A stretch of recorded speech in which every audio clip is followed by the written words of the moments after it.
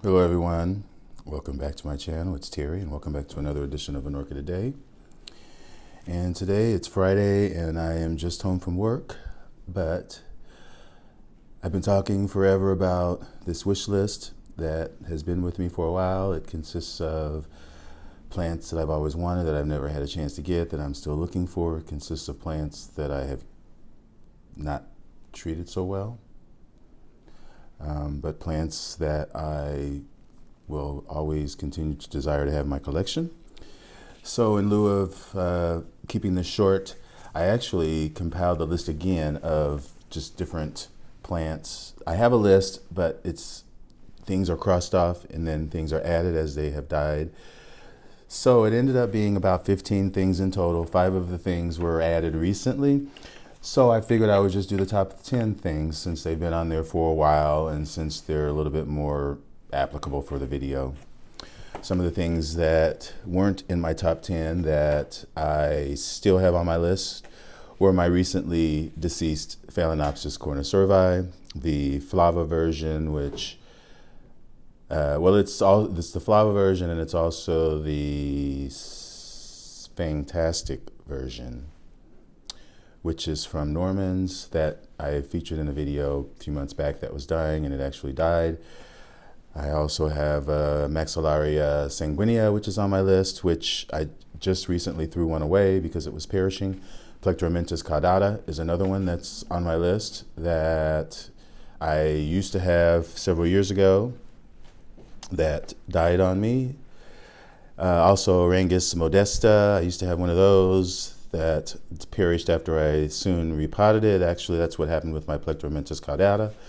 And Solagina usitana is another one that I had last year that bloomed pretty well for me actually last year.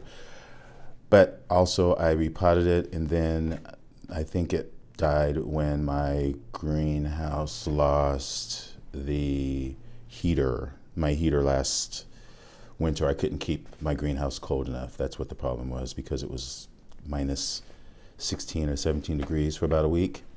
So what I would do with this video, I'll just sort of go through my list and then I will take a pause so that I can put a picture in so that you will see what it is.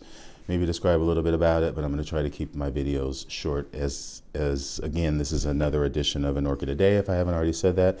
And before I start on my list, if you haven't done so yet, please click on the like button and subscribe. You're already here, you might as well. It won't hurt you a bit. So, and these are in no particular. So I had a phone call, so I have to start the video over again, but I was getting ready to start my top 10. Well, it's not top 10 because it's not in any order. It's just names of plants. So the first one that I have listed is Dendrobium senile or senile. I think we all are familiar with the fuzzy dendrobium that gets hairs on its pseudobulbs. It's pretty much a miniature, but pseudobulbs can get to be, maybe 5 inches. But they pretty much stay within those boundaries. It does require a cooler rest, a little bit drier rest, but that was probably what my problem was when I had one before, was I gave it too much of a little rest when it should have been getting some mistings or some waterings along the way. Did flower for me once pretty well, but didn't survive the following year, so I'm looking for that one. Also, Vanda Cindy Banks is another one that's on my list. Cindy Banks is a hybrid made by Bill Toms, who's the bulb film guy, but he also does a lot of other things. But Cindy Banks is a hybrid between Mimi Palmer and Vanda lusitana, and it's very fragrant. The other one on my list is Phalaenopsis Codotwinkle, and I'll put a picture up. Codotwinkle is very beautiful. It's a Schilleriana hybrid that's crossed with another dark hybrid that makes it very, very dark. Love that. Sobinacophia robusta is on my list. And that is, of course, it's an angricoid. It's a Madagascar orchid. It does like drier winters, but it still likes to be misted. It doesn't like to be completely dry. Okay, next after Sobinacophia is Dendrobium cruminatum. I did have one of those for several years. Cruminatum is known as the pigeon orchid, or it's known as the thunderstorm orchid, something like that. Its blooms are generally produced after drop in barometric pressure or the oncoming of a thunderstorm. It's a very beautiful flower. It is fragrant. It blooms off of the tops of the canes that are kind of a weird shaped cane. They are bulbous at the bottom and then they get a skinny top, and it blooms from the top. And then they can get kikis off of the top, and then they can bloom off of those kikis. So in time, it can become a very large plant with lots of kikis attached that can bloom. But I love that plant. I did have one that bloomed. Again, I lost it.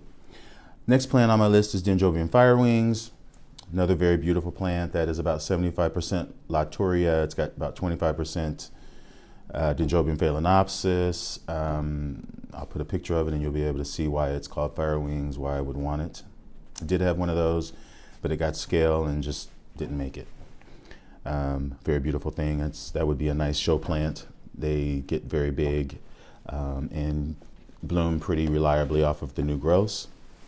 Then another thing that is on my wish list is a plant that I haven't grown before, and I haven't had one. It's called Flickingeria fimbriata, and I'll put a picture of that as well.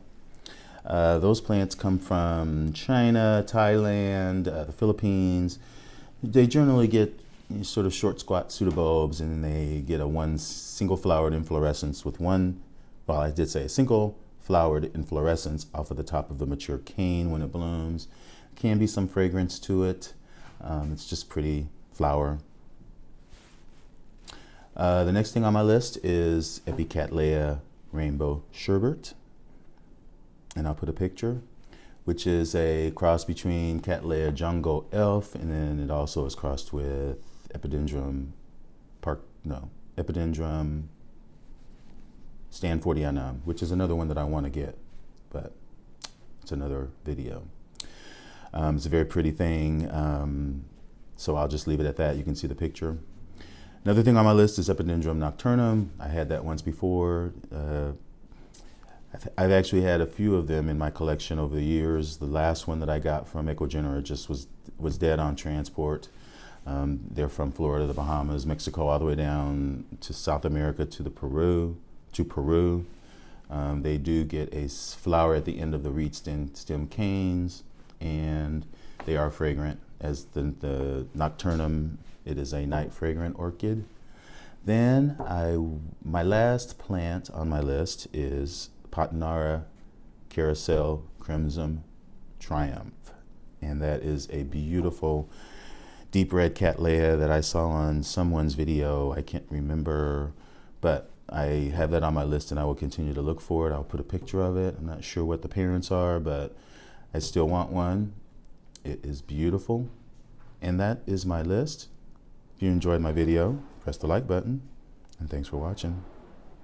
Bye.